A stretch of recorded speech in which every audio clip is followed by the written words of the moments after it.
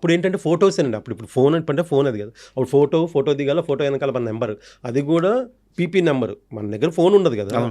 దీనికోసం ఏం చేసేవాడిని నేను, నాకు ఒక కాంటాక్ట్ కావాలి ఎలా అని చెప్పి అప్పుడు కృష్ణానగర్లో ఒక ఎస్టీడీ బూత్ ఉండేది.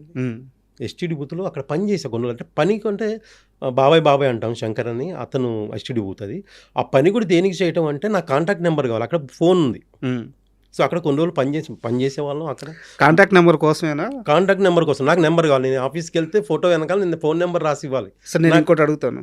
అక్కడ పనిచేస్తూ టిఫిన్స్ కోసం, ఫుడ్ కోసం 3 hours అక్కడ కూర్చుంటే ఒక పూట ఆకలి తిరద్ది అంటే ఆ ఫోన్ దగ్గర పని చేస్తే బాబాయ్ అంటూ పని చేసుకుంటూ మీకు. అవునండి, అది కూడా ఒక కారణమే. ఒక పూట కడుపు నిండద్ది, కడుపు ఫుడ్ ఉంది. మీకు తెలియదు. ఇంకో విషయం చెప్తే మీరు షాక్ అవుతారు. ఎదురుగా ఇంద్రలో కాంప్లెక్స్ ఉండేది, వైన్ షాప్ ఉండేది. అక్కడ నైట్ వీళ్ళందరూ బీర్ తాగటానికి ప్లేస్ ఎత్తుక్కుంటూ వస్తే నేను ఈ హెచ్డి బూత్ ఒక 4 floor ఉంటుంది పైన.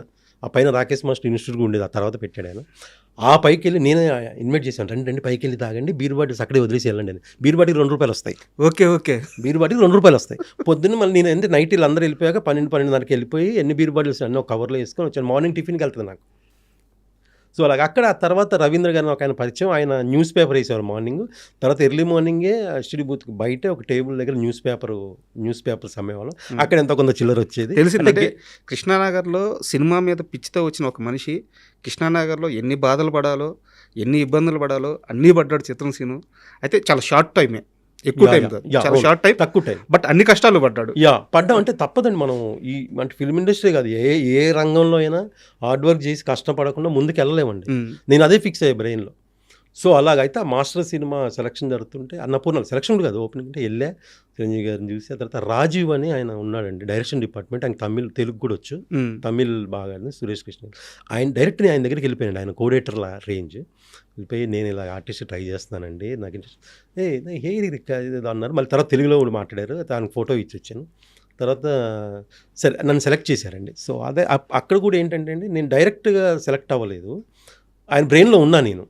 తర్వాత మాకు వేరే ఫ్రెండ్ ద్వారా అతను కోఆర్డినేట్ చేసేవాడు, ఎవరికైతే లాంగ్ హెయిర్ ఉంది, ఎవరైతే హైదరాబాద్ సిటీలో కొంచెం మోడల్స్ లాగా ఉన్నారో అందరినీ స్టూడెంట్ లాగా ఉన్నాను కోఆర్డినేట్ చేసేవాడు.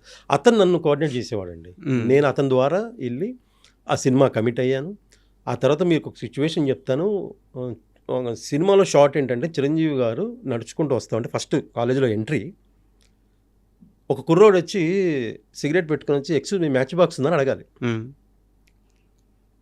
ఎవరు చేస్తారు సార్? నేను చేస్తాను, ముందుకు వచ్చేసా చేసి. ఆ రాజీవ్ అనే అతను ఎవరైతే డైరెక్షన్ పెట్టుకున్నారు, ఇతను చేస్తాడు, నేను తీసాను. నేను ఏంటంటే ఆ చిరంజీవి గారు వస్తుంటే నేను ఒక చిన్న బ్యాగ్ ఉంటుంది నాకు వెనక. నాకు అప్పుడు కెమెరా ఫేవర్ అది తెలియదండి, చేసుకోవాలి అంత నాలెడ్జ్ లేదు, సినిమా అంటే ఇష్టమే కానీ అంత లేదు. సో నేను యో అనుకుంటూ వచ్చి ఎక్స్క్యూజ్ మీ మ్యాచ్ బాక్స్ ఉందా అంటే ఆయన అది ఆయన వెళ్ళిపోతాను అంతే. చిన్న బిట్ అండి. ఆ రోజు జరిగిన సిచ్యువేషన్ చెప్తే నేను నా లైఫ్లో మర్చిపోలేని సిచ్యువేషన్ అండి అది. నేను నార్మల్, మనం బ్యాచులర్ లైఫ్ కదండి, నార్మల్ డ్రెస్ వేసుకొని వెళ్ళాను. నాకు మంచి ప్యాంట్ ఓకే, షర్ట్ బాగాలేదు. కానీ చిరంజీవి గారు అంటున్నాడు, ఈ కుర్రాడి షర్టు మారిస్తే బాగుంటుంది కానీ 2 కాస్ట్యూమర్లు వచ్చారండి అటోకులు. వచ్చి అక్కడ సెట్ నుంచి కాస్ట్యూమ్ రూమ్ ఎక్కడ ఉంటే అక్కడ నుంచి తీసుకెళ్ళి నాకు అక్కడ డ్రెస్ మార్చి ఒక రెడ్ కలర్ షర్ట్, కొంచెం బ్రైట్ షర్ట్ వేసి. అయితే మీకు సిచ్యువేషన్ చెప్తాను. నేను ఇక్కడ నుంచి సెట్ నుంచి కాస్ట్యూమ్ రూమ్కి వెళ్తుంటే కోటి ఉమెన్స్ కాలేజ్ షూట్, కోటి ఉమెన్స్ కాలేజ్.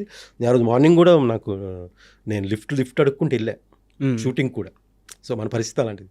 అయితే ఎక్కడైతే సెట్లో చిరంజీవి గారు డ్రెస్ షర్ట్ మార్చమన్నారు, నేను స్పాట్ నుంచి కాస్ట్యూమ్ రూమ్ వెళ్ళే లోపండి నా కళ్ళు తెలియకుండా నాకు నీళ్ళు వస్తున్నాయి, నాకు అంత బ్లర్ అయిపోతుంది, ఏం కనపడట్లేదు. అంతే కదా అసలు చిరంజీవి గారు ఏంటి, ఒక జూనియర్ ఆర్టిస్ట్ చిరంజీవి గారు చెప్పడం ఏంటండి, కళ్ళు తుడుచుకుని ఇక షర్ట్ వేసుకుని వచ్చి ఆ షార్ట్ చేసాం, అయిపోయింది. తర్వాత ఇంకో సిచ్యువేషన్లో మళ్ళీ సేమ్ ఇంటర్వెల్లో చిరంజీవి గారు పెద్ద ఫైట్ జరుగుద్ది. ఆ ఫైట్ తర్వాత మళ్ళీ ఆయన వస్తారు, రాగానే యో నుంచి మాస్టర్ గుడ్ మార్నింగ్ మాస్టర్ అని చెప్పి తప్పించుకోవాలి, అంతే చిన్న షార్ట్. ఆ తర్వాత క్లాస్ రూమ్లో అక్కడక్కడ డ్యాన్సులు అవి ఉండేవి, స్టేజ్ అదే టేబుల్ మీద ఎక్కి డ్యాన్స్ చేయటం, టేబుల్ కాడ పట్టుకుని అవి ఇక అంతా అసలు లెంత్ చేసాం. బట్ ఎక్కువ ఆ 2 షాట్లు రిజిస్టర్ అయ్యాం. అది నాకు ఇప్పుడు కూడా నేను చెప్తే కానీ తెలుస్తుంది నేను అని. ఇప్పుడు అసలు యాక్చువల్గా తర్వాత కాలంలో చిరంజీవి గారితో కలిసి ఇవేవి షేర్ చేసుకున్న సందర్భమే లేదండి. కలిసిన సందర్భం ఉంది, 2-3 సార్లు ఆయనతో కలిసాము సందర్భం ఉంది. కాబట్టి అందరితో పాటు కలవటం తప్ప నేను పర్సనల్గా ఆయనతో షేర్ చేసుకుంది లేదు. ఆయన గుర్తుంటుందని ఒక నమ్మకం. ఆయన ఇంకొక విషయం అండి, ఒకరోజు నేను షూట్కి వెళ్ళలే, నాకు ఏజెంట్ చెప్పలే షూట్ ఉందని, నేను మిస్ అయ్యా. నెక్స్ట్ డే మళ్ళీ నాతో నేను ఏంటి నాకు వేరే వాళ్ళతో తెలిసిపోద్దిగా షూట్ జరిగింది నేను నన్ను ఎందుకు రాలేదని. అమ్మో నేను రాలేకపోవటం ఏంటంటే నెక్స్ట్ డే వెళ్తే ఒక మాట అన్నారండి. చిరంజీవి గారు అన్నారంటే ఆ టేబుల్ మీద క్లాస్ రూమ్లో నేనే కనపడుతున్నా డ్యాన్స్ చేస్తూ. మైకేల్ రాలేదా అన్నారంట అని నాకు చెప్పాను. నెక్స్ట్ నన్ను మైకేల్ అన్నారు ఆయన, గుర్తుపెట్టుకున్నారు ఆయన అని. చాలా హ్యాపీ ఫీల్ అయ్యానండి. అది లైఫ్లో మర్చిపోలేని సంఘటన. మళ్ళీ ఆ తర్వాత ఆయనతో కలిసి అది రాలేదండి, యాక్ట్ చేసే అవకాశం రాలేదు. ఎప్పుడన్నా నాకేంటంటే కొంచెం చిన్న అందరూ ఆయన గురించి, ఎందుకంటే అందరూ ఆయన చూసి ఇన్స్పైర్ అయ్యి వచ్చిన వాళ్ళే కదండి. మనం అందరిలాగా ఆయనకి ఇలాగే డిస్టర్బ్ చేయొద్దని ఎప్పుడన్నా పర్సనల్గా కలిసే అవకాశం వస్తే చెప్దామని. యాక్చువల్గా ఆయన దాకా వెళ్ళుండదు ఈ సందర్భాలు మీరు బయట ఎక్కడైనా చెప్పినా, ఫ్రెండ్స్తో చెప్పినా, ఈరోజు ఇక్కడ చెప్తున్నది కూడా ఒకవేళ ఆయన దాకా వెళ్తే ఖచ్చితంగా ఆయన పిలిపిస్తారు. ఎందుకంటే ఒక చిన్న ఆర్టిస్టు ఒక చిన్న సినిమాలో బాగా చేస్తే ఆయన ఇంటికి పిలిపించుకుని అభినందించే మనిషి.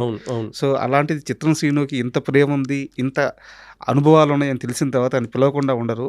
మేబీ ఇంటర్వ్యూ ద్వారా అవద్దేమో చూడాలి. అట్లా పిలిస్తే ఇంకా నా లైఫ్కి ఇంకా ఏం అవసరం లేదు.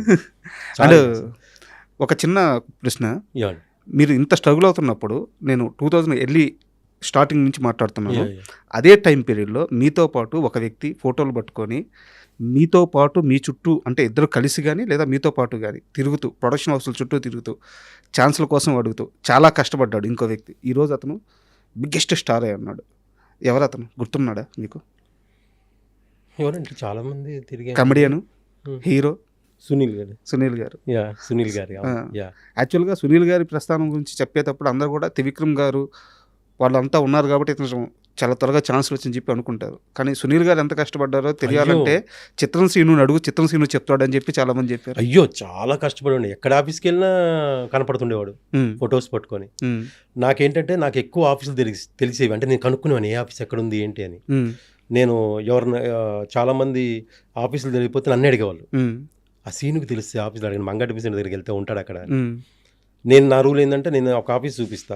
నువ్వు టిఫిన్ చేసే టైంకి వస్తే టిఫిన్ చేపియాలి, నాకు టిఫిన్ చేపిస్తే ఒక ఆఫీస్ చూపిస్తా. అంతే కదా. లంచ్ టైం అనుకోండి, నాకు లంచ్ పెట్టిస్తే నీకు ఒక ఆఫీస్ చూపిస్తే ఇలాగా వాళ్ళు కూడా అనేవాళ్ళు సరదాగే. అంటే లైఫ్ స్ట్రగుల్ తెలియకుండా వెళ్ళిపోయిందండి. అలా ఏ ఆఫీస్ దగ్గరికి వెళ్ళినా సునీల్ గారు కనపడేవాళ్ళు, చాలా సందర్భాలు కనపడ్డారు. మేము ఇద్దరం రామ్ గోపాల్ వర్మ గారిది సుమంత్ గారితో ఒక సినిమా అండి. అప్పుడు శోభన్ గారు ఉన్నారు, లేరు ఇప్పుడు. ఆయన బాగా నాకు చాలా ఇష్టం అండి శోభన్ గారు. అయితే ఆడిషన్కి వెళ్ళామండి. వెళ్తే చాలామంది ఉన్నారండి. సో అలాగా దాంట్లో అలాగా ఆడిషన్స్ ఫస్ట్ రోజు చేసాం, తర్వాత రెండో రోజు చేసాం. అలాగా ఫిల్టర్ చేస్తే ఫైనల్కి వచ్చిందంటే సునీల్ గారు ఉన్నారు, నేనున్నా, ఫైనల్లో ఉన్నాం మేము 3-4 అంతే.